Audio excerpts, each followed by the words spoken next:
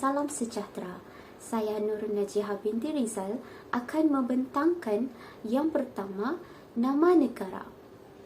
Nama negara yang telah kami rancangkan adalah negara Erini.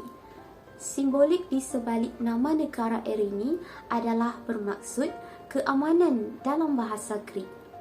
Keamanan dan kekuatan merupakan tunggak utama dalam membina sebuah negara yang berjaya.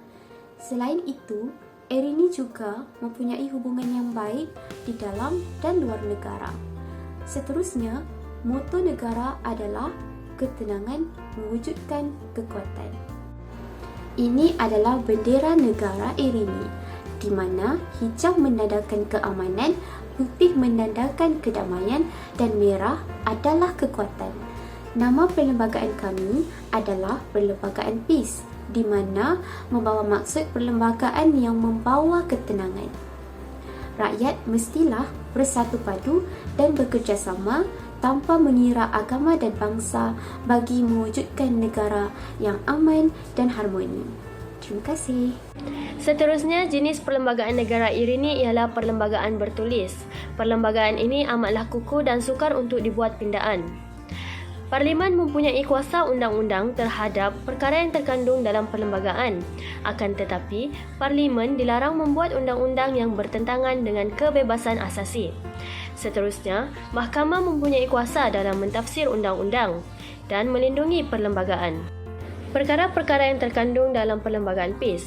Pertama, kebebasan beragama. Rakyat bebas memilih agama selagi mana tidak mengganggu keharmonian masyarakat.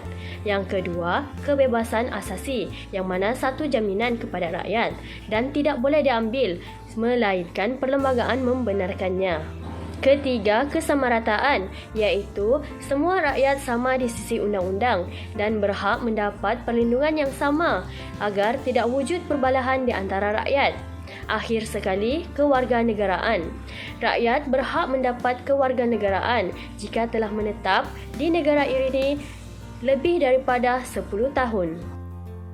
Selamat sejahtera. Saya, Kirtana Anak Perempuan Mahidra akan menjelaskan tentang jenis sistem pentadbiran. Sistem demokrasi. Apakah itu sistem demokrasi? Sistem demokrasi merupakan suatu bentuk pemerintahan atau kerajaan yang dipilih oleh rakyat. Sistem demokrasi dipilih melalui proses pilihan raya. Sistem demokrasi juga mengamalkan prinsip yang sama taraf serta kerajaan yang lebih efisien dan stabil dapat dipilih. Seterusnya ialah sistem republik. Presiden memiliki kekuatan untuk memegang pemerintahan tersebut dengan sangat kuat.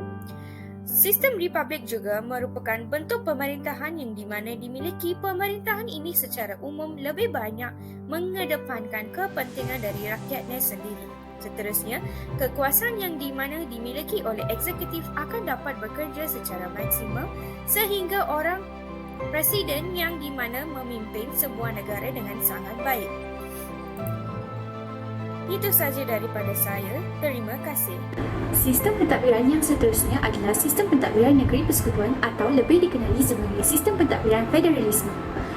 Ciri-ciri negeri persekutuan adalah sebuah negeri digelar sebagai negeri persekutuan apabila sebahagian besar ditadbir oleh kerajaan pusat secara eksklusif. Di negeri persekutuan terdapat pengagihan tugas di mana pemerintah daerah berkongsi tugas pentadbiran dengan pemerintah pusat berdasarkan undang-undang bertulis. Bidang kuasa yang dipegang oleh kerajaan pusat adalah antaranya pelajaran, pengangkutan, pertahanan, kesihatan dan banyak lagi bidang yang berkepentingan dalam sebuah negara. Kita dapat simpulkan dalam negara federalisme, kerajaan pusat bertindak sebagai ketua terhadap beberapa wilayah dan negeri yang berada di dalamnya. Contoh negara yang menggunakan sistem pentadbiran yang sama dengan negara idaman kami Erini adalah negara Malaysia. Hal ini kerana Malaysia merupakan sebuah negara yang mengamalkan sistem demokrasi berparlimen di bawah pentadbiran Raja Berperlembagaan dengan Seri Paduka Baginda yang di-Pertuan Agong sebagai ketua negara. Malaysia juga mengamalkan sistem negeri persekutuan. Walaupun begitu, Malaysia tidak mengamalkan sistem republik. Kesimpulannya, negara yang kami idamkan ini telah dirancang berdasarkan prinsip ketenangan dan kemakmuran menggunakan perlembagaan dan sistem pemerintahan yang telah dibentangkan sebelum ini. Terima kasih.